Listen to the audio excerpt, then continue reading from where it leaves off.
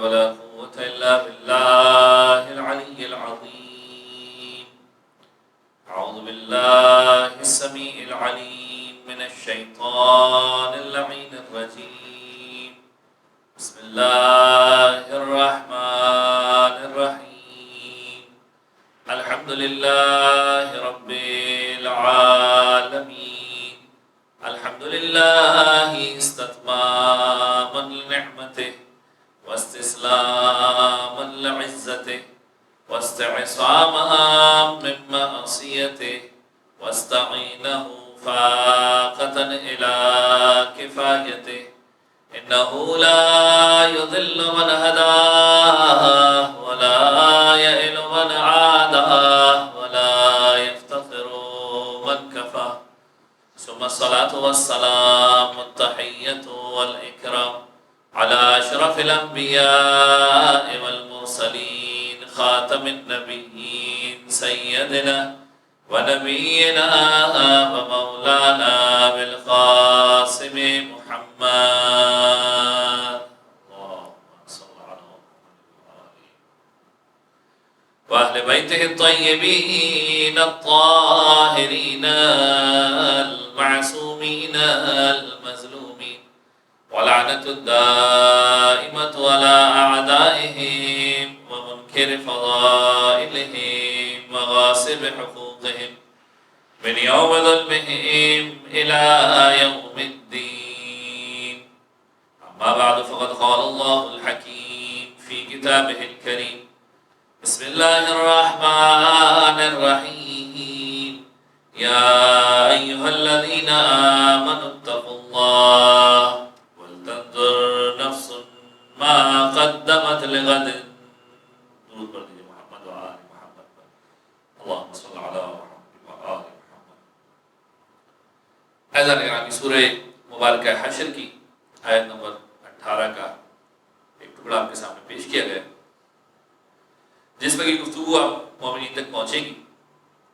تو ممکن ہے کہ کچھ علاقوں میں عید کا اناؤنسمنٹ ہو چکا ہو، اور ممکن ہے کچھ علاقوں میں یہ کیفیت ہو کہ یہ کہا جائے کہ ایک اور دن روزہ رکھنا پڑے گا. تو ماہ مبارک رمضان کی آخری رات کے اعتبار سے یہ گفتگو آپ کی خدمت میں پیش کی جا رہی ہے. ہو سکتا ہے آخری رات ہو رمضان کی، اور ہو سکتا ہے کہ شب عید ہو. تو اس رات کے اعتبار سے آج کی گفتگو آپ کے سامنے اس موضوع پر پیش کی جا رہی ہے کہ آج کی رات در حقیقت اسیسمنٹ نائٹ ہے. یعنی آج کی رات وہ رات ہے کہ جس میں انسان اپنا آڈٹ خود کرے گا. آپ نے بڑی بڑی کمپنیوں میں دیکھا ہوتا ہے کہ ایکسٹرنل آڈٹ سے پہلے ایک انٹرنل آڈٹ کیا جاتا ہے تاکہ وہاں کا باہر والا آڈیٹر آ کے کوئی غلطی نکالے. اس سے پہلے انسان خود اپنی غلطیوں کو تلاش کر کے ایک جگہ پر جمع کر لے اور اس کی اصلاح کر لے، تاکہ باہر سے آنے والا ان غلطیوں کی طرف متوجہ نہ ہو سکے اور وہ غلطیاں پہلے ہی حل ہو جائیں. تو آج کی رات وہ رات ہے کہ جس میں انسان اپنا آڈٹ خود کرے، اپنا اسیسمنٹ خود کرے. اور یقیناً ماہ مبارک رمضان کی آخری رات، آج کی رات انسان یہ سوچے کہ پورے ماہ مبارک کے اندر انسان نے کیا کیا، پورے ماہ مبارک کے اندر میں نے خدا کی بارگاہ میں کیا اعمال پیش کیے، کس انداز میں پیش کیے. اور پورے ماہ مبارک رمضان کے بعد یعنی 29 دن گزرنے کے بعد میری ذات کے اوپر کتنا فرق پڑا، میں نے کتنی تبدیلیوں کو ایڈاپٹ کیا، اور میں نے اس ماہ مبارک رمضان سے آگے کے لیے کیا بھیجا. سورہ مبارک حشر کی آیت نمبر 18 یہی پیغام ہے. ارشاد رب العزت ہوتا ہے یا ایھا الذین آمنوا اتقوا اللہ ولتنظر نفس ما قدمت لغد. اے ایمان لانے والو، خدا سے ڈرو، تقوی الہی اختیار کرو، اور یہ دیکھو، اپنے نفس سے یہ پوچھو کہ تم نے کل کے لیے کیا بھیجا ہے. سوال یہ ہے کہ ہم نے کتنی تیاری کی. ماہ مبارک رمضان گزارا، 29 دن کے اندر ہم نے آگے کے لیے کیا چیزیں سپلائی کی. یعنی بہترین اعمال ایسے تھے کہ یہ اجر آگے بڑھا ہوگا کیا اعمال ایسے تھے کہ ہماری عید اچھے طور پر منائی جانی چاہیے؟ آج کی رات بیٹھیے، یہ اسیسمنٹ اپنے آپ سے کیجیے، یہ سوالات اپنے آپ سے کیجیے۔ یاد رکھیے پروردگار عالم نے اس وقت تک 29 دنوں کے اندر اگر واقعی آپ نے روزوں کو صحیح انداز میں رکھا، پروردگار عالم کی باتوں کو مانا، اعمال شب قدر کا انجام دیا، رمضان کی برکتوں کو حاصل کیا، تو آپ دامن کے اندر نیکیوں کے اعتبار سے امیر ہو چکے ہیں۔ چاہے آپ کے پاس دنیا کی دولت ہو یا نہ ہو، یاد رکھیے امیری اور غریبی کا تعلق ظاہری مال و دولت سے نہیں ہوتا۔ میں نے ایک مقام پر ایک بڑا اچھا جملہ پڑھا تھا کہ وہ دانشور کہتا ہے کہ امیری اور غریبی کا تعلق در حقیقت انسان کی ضروریات سے ہوتا ہے۔ ضروریات جتنی بڑھاتے چلے جاؤ گے، خواہشات جتنی بڑھاتے چلے جاؤ گے، امیری اور غریبی کا تعلق اسی اعتبار سے طے ہوتا رہے گا۔ ورنہ دنیا کے اندر دیکھیں کتنے سارے ایسے لوگ ہیں جن کے پاس سب کچھ ہے لیکن پھر بھی غریب ہیں، اور کتنے سارے لوگ ایسے ہیں جن کے پاس کچھ بھی نہیں ہے لیکن پھر بھی وہ امیر ہیں۔ اس کا مطلب یہ ہے کہ اس غریبی اور امیری کا تعلق انسان کے دل سے ہے، انسان کی خواہشات سے ہے، انسان کی ضروریات سے ہے۔ ورنہ صرف پیسہ ہونا انسان کو امیر نہیں کر دیا کرتا۔ اگر وہ دل کا غریب ہو، اگر وہ دماغ کا غریب ہو، تو وہ امیر نہیں بنتا صرف پیسوں کے آنے کی وجہ سے۔ تو حضرات گرامی، آج کی رات اسیسمنٹ، پورے ماہ مبارک رمضان کا اسیسمنٹ کیجیے کہ اس ماہ مبارک رمضان کے اندر آپ کی پرفارمنس کیا ہے، اور اسی اعتبار سے اپنے فیصلوں کو آگے بڑھائیے۔ عام ایام کے اعتبار سے اگر آپ پلاننگ کرتے ہیں تو عام ایام کے اعتبار سے اسیسمنٹ انسان کا مختلف ہوتا ہے۔ عام ایام کے اعتبار سے اسیسمنٹ کیا ہوتا ہے؟ صادق آل محمد فرماتے جب بستر پر جاؤ، بستر پر غور کر کے اپنے آپ سے سوالات کرو۔ یہ امام اسیسمنٹ کا طریقہ بتا رہے ہیں۔ یہ اسیسمنٹ روزانہ ہونا چاہیے چھٹے امام کے اعتبار سے، یہ رمضان کے ساتھ مخصوص نہیں ہے۔ رمضان کی بات میں آپ کی خدمت میں پیش کروں گا۔ امام فرما رہے ہیں بستر پر جاؤ، لیٹو، غور کرو۔ کیا غور کرو؟ کہ اپنے پیٹ میں جو ڈالا ہے وہ حلال ڈالا ہے یا حرام ڈالا ہے۔ یہ واقعہ اسیسمنٹ کا موقع ہے، اپنے آپ سے محاسبے کا موقع ہے، اپنے آپ سے سوال کرنے کا موقع ہے۔ امام فرما رہے ہیں پیٹ میں جو ڈالا حلال ڈالا کہ حرام ڈالا؟ جو تم نے کمایا وہ حلال کمایا کہ حرام کمایا؟ اپنے آپ سے سوال کرو، تمہیں مرنا ہے، قیامت آنی ہے، تیاری کیا کی ہے؟ کتنے اعمال آگے بھیجے؟ اپنے اعمال کو اپنے سامنے پیش کرو۔ دیکھیں وہی آڈٹ کی بات آ گئی۔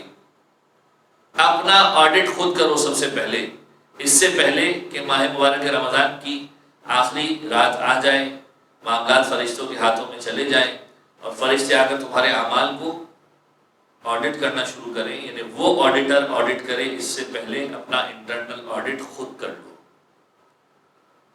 پھر امام فرما رہے ہیں اپنے اعمال کو اپنے سامنے پیش کرو۔ اگر اچھے عمل ہوں، بڑھتے ہوئے نظر آئیں، خدا تعالیٰ کا شکر ادا کرو کہ پروردگار نے اعمال کو مزید بڑھا دے۔ اگر برے عمل ہیں، پروردگار عالم سے استغفار کرو۔ یہ موقع ہے اسیسمنٹ کا۔ تو ماہ مبارک رمضان کی آخری رات ہے، پورے ماہ مبارک کا اسیسمنٹ کرنا ہے۔ رسول اللہ فرماتے ہیں معقول ترین انسان ہے، یعنی عقل مند ترین انسان وہ ہے کہ جو اپنے نفس کا محاسبہ کرتا ہے اور موت کے بعد کے لیے عمل کیا کرتا ہے، جبکہ احمق ترین انسان، بے وقوف ترین انسان وہ ہے کہ جو خواہشات کے پیچھے چلتا رہتا ہے، اسے یہ پرواہ نہیں ہوتی کہ آگے کی پرواہ کرنی ہے نہیں کرنی، فقط جھوٹی امیدیں باندھ کر چلتا ہے، ایسا ہوگا تو اس طرح سے آگے بڑھ جاؤں گا، ایسا ہوگا تو اس طرح سے آگے بڑھ جاؤں گا، اور اس انداز میں انسان آگے بڑھ رہا ہوتا ہے۔ تو رسول اللہ فرما رہے ہیں معقول ترین آدمی۔ اب سوال یہ پیدا ہوتا ہے کہ ماہ مبارک رمضان کے اندر کیا اسیسمنٹ کرنا ہے، اپنے آپ سے کیا سوالات کرنے ہیں، کس قسم کے سوالات اپنے سے کرو رمضان کے اندر۔ لیکن پورا ماہ مبارک رمضان گزر گیا، آج یا تو شب عید ہوگی یا 30ویں رمضان کی شب ہوگی، اور جب تک آپ یہ گفتگو سنیں گے، جب تک بہت سارے علاقوں کے اندر یہ معاملہ حل ہو چکا ہوگا، یا عید اناؤنس ہو چکی ہوگی، یا شب 30 رمضان مبارک چل رہی ہوگی۔ کیا سوال کرنا ہے؟ سب سے پہلا سوال، اب یہ دیکھیے خاص سوالات ماہ مبارک رمضان کے اعتبار سے خدمت میں پیش کر رہا ہوں، کچھ محنت اپنی اعتبار سے کی ہے تاکہ آپ لوگ اس انداز کا اسیسمنٹ اپنے سامنے پیش کر سکیں۔ پہلا سوال اپنے آپ سے یہ کیجیے کہ اس ماہ مبارک کے اندر میں نے اپنی ایگو کو کتنا ختم کیا۔ پورے ماہ مبارک کے اندر پروردگار عالم نے آپ کو یہی تربیت دی، یہی پیغام دیا کھانا سامنے پڑا ہے کھا سکتے ہو، لیکن خدا منع کر رہا ہے. ساری قدرتیں موجود ہے، ہاتھ پیر کسی نے نہیں باندھے، لیکن خدا کی ماننی ہے، اپنی نہیں چلنے دینی. تربیت ہو رہی ہے. ایگو کو کتنا ختم کیا. دوسرا سوال اپنے آپ سے یہ کرو، اس ماہ مبارک کے اندر تم نے اپنا ٹیمپرامنٹ کتنا مضبوط کیا، برداشت، غصے پر کتنا قابو پایا. بہت سے لوگ ہوتے ہیں ماہ مبارک کے رمضان کے اندر غصہ زیادہ بڑھ جایا کرتا ہے، بھوکے رہنے کی وجہ سے کسی کا بلڈ پریشر ہائی ہو جاتا ہے، کسی کو دوسرے مسئلے پیدا ہو جاتے ہیں. جبکہ یہ ماہ مبارک ٹیمپرامنٹ بڑھانے کا، یعنی برداشت بڑھانے کا پیغام دے رہا ہے کہ جس طرح سے بھوک کو برداشت کر رہے ہو باقی چیزوں کو کنٹرول کر سکتے ہو. جب تم ضرورت کی چیزوں پر کنٹرول کر سکتے ہو تو وہ چیزیں جو تمہارے اختیار میں پروردگار عالم نے رکھی ہیں کنٹرول کر سکتے ہو. اور اگر کسی سے کنٹرول نہیں ہوتی، ایک نسخہ دے دیتا ہوں. نوشیروان جو بادشاہ گزرا ہے ایک دور میں، اس نے اپنے غلام کو ایک خط لکھا. خط میں 3 باتیں لکھی اور کہا جب تجھے بہت غصہ آنے لگے اور کنٹرول میں نہ آئے تو ایک کے بعد ایک جملہ پڑھنا. روایت کے اندر ہے کہ 3 پیپر دیے تھے، رکے دیے تھے، اور کہا ایک کے بعد ایک رکا کھول کے دیکھنا اگر غصہ کنٹرول میں نہ آئے. جب اس سے غصہ کنٹرول میں نہیں آیا، غلام نے پہلا کاغذ کھولا، پہلے کاغذ کے اوپر لکھا تھا، بڑا کمال کا جملہ تھا. دیکھیں حدیث نہیں ہے لیکن سمجھانے کی باتیں اگر سمجھ میں آ جائیں تو آخر بہت ساری چیزیں بہتر ہو جائیں گی. پہلا جملہ لکھا تھا کہ غصے کو قابو میں رکھ، تو خدا نہیں ہے. تو خدا بن کے بیٹھا ہے، دوسروں کو سزا دے رہا ہے، اپنی مرضی سے فیصلے کر رہا ہے.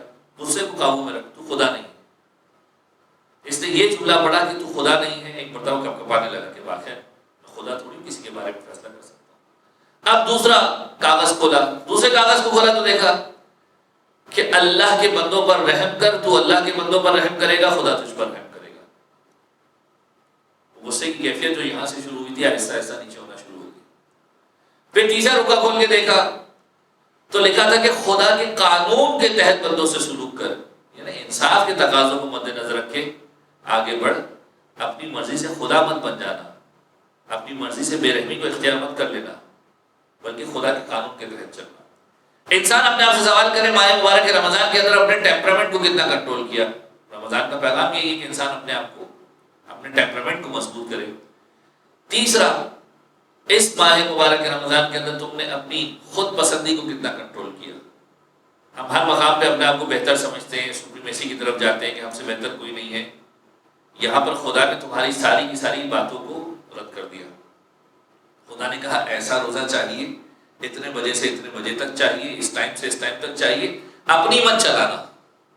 کچھ لوگ ہوتے ہیں جنہیں اپنی چلانے کا بڑا شوق ہوتا ہے. یہاں پر آ کر ساری باتیں ختم ہو گئی. اور یہ تربیت تھی، بیسیکلی ٹریننگ تھی. 29 دنوں کے بعد کس مقام پر کھڑے ہو اپنے آپ کو چیک کرو. ابھی بھی اگر دل میں خواہش ہے کہ میری چلے، اس کا مطلب یہ کہ پورے ماہ رمضان مبارک نے تمہارا کچھ نہیں بگاڑا. بہتری کی طرف آنے کی کوشش کرو. پھر اپنے آپ سے سوال کرو کہ تم نے اپنے آپ کو خدا کے سامنے کتنا جھکا دیا. پورے ماہ مبارک رمضان کی ٹریننگ کا حصہ یہی تھا کہ سرنڈر کر دو. خدا نے کہہ دیا نہیں کرنا تو نہیں کرنا، سب کچھ موجود ہے لیکن خدا نے منع کر دیا، سرنڈر. اپنا دماغ مت چلاؤ خدا کے سامنے کہ میں یہ سمجھتا ہوں یہ اچھا ہے یہ برا. نہیں، جو خدا نے کہہ دیا وہ کہہ دیا، بات ختم ہو گئی. پھر اپنے آپ سے سوال کرو اس پورے ماہ مبارک کے رمضان کے اندر ڈسپلن تم نے کتنا سیکھا. اس ماہ مبارک کے رمضان کے اندر بہت سارے لوگوں نے ڈسپلن سیکھا. سحری کے اوپر اٹھنا سیکھا. نماز کے اوپر آنکھ نہیں کھلتی تھی، سحری پہ آنکھ کھلتی ہے چونکہ کھانا کھانا ہے، پیٹ پوجا کرنی ہے. ڈسپلن آیا تو یہی ڈسپلن رمضان کے بعد بھی چل سکتا ہے. اگر اب تم سحری پر اٹھ سکتے ہو کھانا کھانے کے لیے تو عام زندگی کے اندر نماز میں بھی اٹھ سکتے ہو. ڈسپلن آیا کہ نہیں آیا. پھر اپنے آپ سے سوال کرو کہ کتنا خلوص پیدا کیا تم نے اپنے اندر، اپنے کردار کے اندر کتنی پیورٹی پیدا کی. اگر تمہارے کردار کے اندر پیورٹی آ گئی ہے، خلوص آ گیا ہے، اعمال کو خدا کے لیے کرنے لگے ہو، پروردگار عالم کا شکر ادا کرو.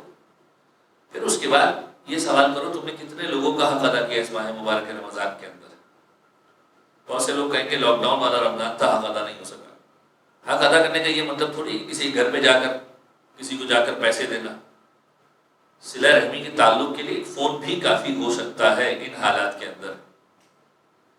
یا کسی کی دل آزاری کی تھی تو فون کر کے معافی مانگی یا نہیں مانگی؟